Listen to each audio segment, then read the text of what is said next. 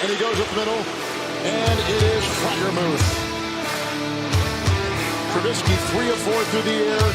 Najee Harris cutting, big hole. NFL News Today. Into the secondary. Ojulari wraps him down again. That'll be story right there. And on that playoff picture, you see the Houston record. They already got the win earlier today against Denver. Two of the Steelers' worst NFL draft missteps in 2024. He's got him. The Pittsburgh Steelers had a busy offseason, trading for Kenny Pickett and signing Russell Wilson and Patrick Queen. The organization made it known what they wanted in the 2024 NFL Draft. With their first 4 selections, the Steelers selected 3 offensive linemen and 1 non-lineman, Roman Wilson, a wide receiver out of Michigan. Pittsburgh gained defensive depth at important positions in later rounds. ESPN's NFL insider Mel Kiper Jr. even praised the Steelers, saying, "This is a stellar class with good players throughout. It's not easy for me to compliment the Steelers." Despite having a fantastic NFL pick, Pittsburgh made these 2 major pick errors with the Steelers, excluding the addition of a second receiver. The Steelers are in desperate need of a number 2 wide receiver to play alongside George Pickens following the departure of Deontay Johnson.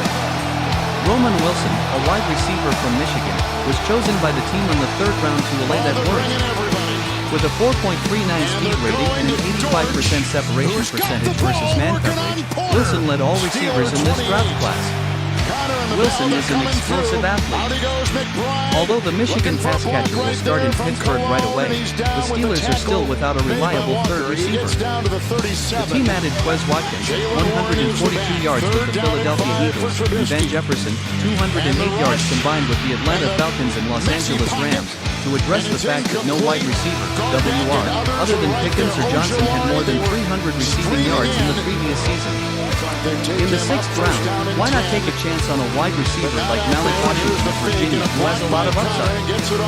Despite being undersized at 5'8" and 191 pounds, Washington led the country in 40-yard sprint time and had 110 catches. Washington was evaluated in the 3rd round, but Pittsburgh may still select it with the 2nd pick in the 6th round. Deontay Johnson's shiftiness and ability to get yards after the catch would have been replaced by the Virginia product, a top-tier slot receiver wideout.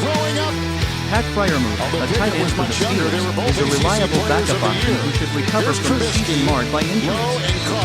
However, it is tough to picture Pittsburgh's pass game playing to its full potential in the absence of a legitimate 3rd wide receiver.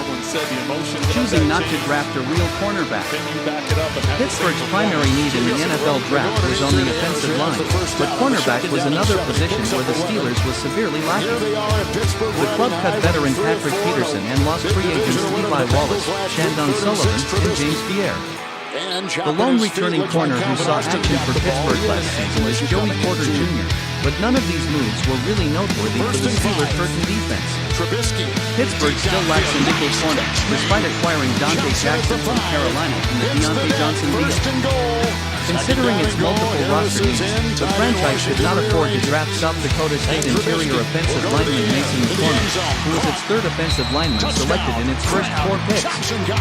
Neither early in the draft nor in the middle rounds did Pittsburgh take care of its issues in the secondary.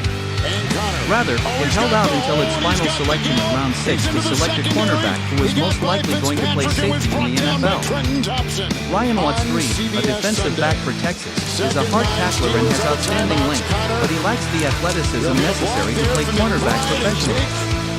What suitability in the Steelers' secondary that desperately needs pass defenders is dubious at best. And a 24-10 win